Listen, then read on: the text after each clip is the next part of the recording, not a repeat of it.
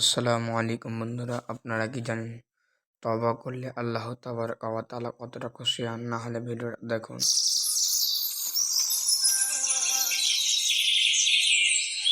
হে জ্ঞানী ব্যক্তি, আমি ৯৯টা খুন করেছি। আমি যদি এখন তওবা করতে চাই তাহলে কি আমি তওবা করতে পারবো?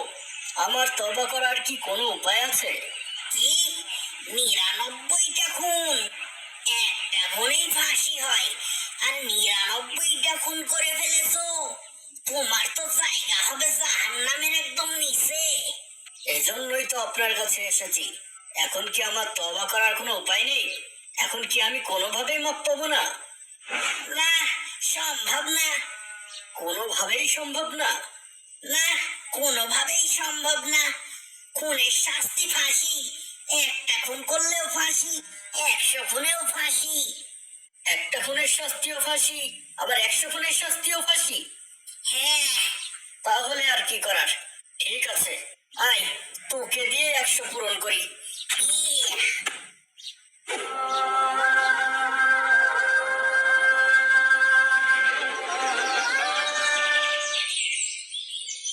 এই যে ভাই, আমাকে একজন জ্ঞানী লোকের সন্ধান দিতে পারেন যে আমার প্রশ্নের উত্তর দিতে পারবে?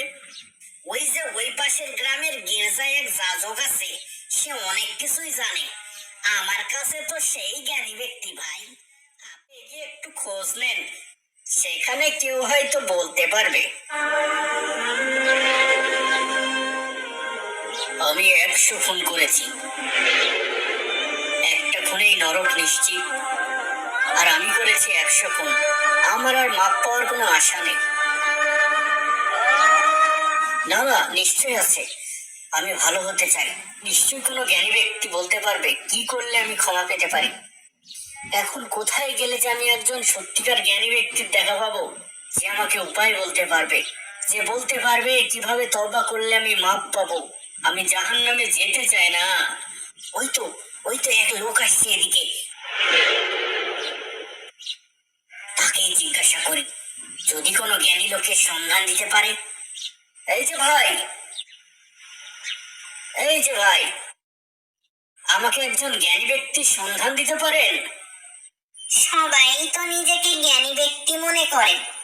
না না, আমার একজন সত্যিকার জ্ঞানী ব্যক্তির সন্ধান দরকার, যে আমার প্রশ্নের সঠিক উত্তর দিতে পারবে। হ্যাঁ হ্যাঁ, আছে তো।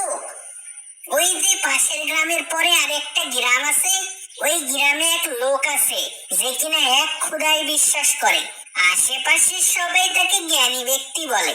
তুমি চাইলে তার কাছে যেতে পারো, সে হয়তো তোমার প্রশ্নের উত্তর দিতে পারবে। তোমাকে অনেক ধন্যবাদ ভাই।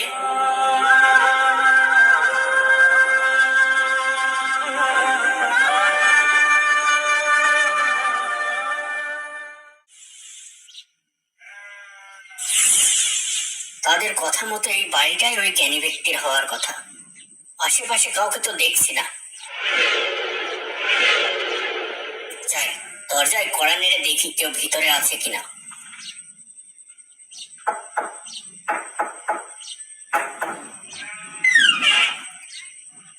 আসসালামু আলাইকুম। আমি এখানে একজন জ্ঞানী ব্যক্তির সন্ধান করছি, যে কিনা এক খোদায় বিশ্বাস করে। আপনি কি সেই?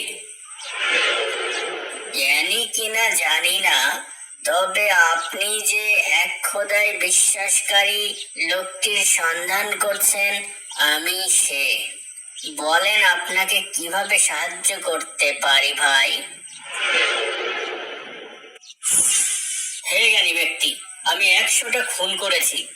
এখন আমি তওবা করতে চাইলে কি এর কোনো উপায় আছে? হ্যাঁ, উপায় আছে। যদি তুমি তওবা করতে চাও, তবে তোমার আর তওবার মাঝে কে বাধা দেবে? আমি তোমাকে একটা ঠিকানা দিচ্ছি, তুমি সেখানে যাও। সেখানে এমন কিছু লোক আছে যারা আল্লাহ তাআলার ইবাদত করে। তুমি তাদের সাথে শরীক হও এবং আল্লাহ তাআলার ইবাদত করো। আর হ্যাঁ, তুমি তোমার আগের বাসস্থানে আর ফিরে যেও না, কারণ ওই স্থান পাপের স্থান। অনেক শুক্রিয়া ভাই, আমি এক্ষুনি সেই স্থানে রওনা দিচ্ছি। আমি সেখানে গিয়ে তওবা করে আল্লাহ তাআলার ইবাদত ইবাদত শুরু করব।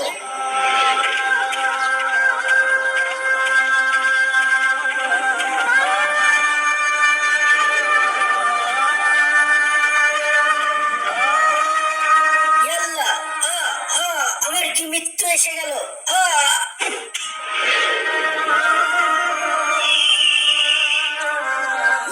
তারপর কি হলো দাদু? তখন আসমান থেকে দুজন ফেরেশতা মানুষ রূপে তার আত্মা নিয়ে যেতে এলেন। একজন ছিল রহমতের ফেরেশতা, যে ভালো মানুষের আত্মাকে ভালো জায়গায় নিয়ে যায়, আর অন্যজন আযাবের ফেরেশতা, যে খারাপ লোকদের আত্মাকে আযাব দেওয়ার জন্য নিয়ে যায়। তারা এই ব্যক্তিকে নিয়ে যাবে। তখন রহমতের ফেরেশতা বলল, এই ব্যক্তি তওবা করার নিয়ত করেছিল এবং সে পূর্ণ আন্তরিকতার সাথে আল্লাহর পথের দিকে আসছিল, তাই তার আত্মাকে আমি নিয়ে যাব। না, কিছুতেই না, তার আত্মাকে আমি নিয়ে যাব, কারণ এই লোক এখন পর্যন্ত কোনো ভালো কাজ করেনি, আর তাই সে শাস্তির উপযুক্ত। তখন সেখানে মানুষের বেশে আরেকজন ফেরেশতা আসে আর জিজ্ঞাসা করে, কি ভাই, তোমাদের বেশ কিছুক্ষণ থেকে দেখছি কোনো এক ব্যাপারে একমত হতে পারছো না। বলো তো কি সমস্যা তোমাদের, দেখি আমি যদি কোনো উপকারে আসতে পারি।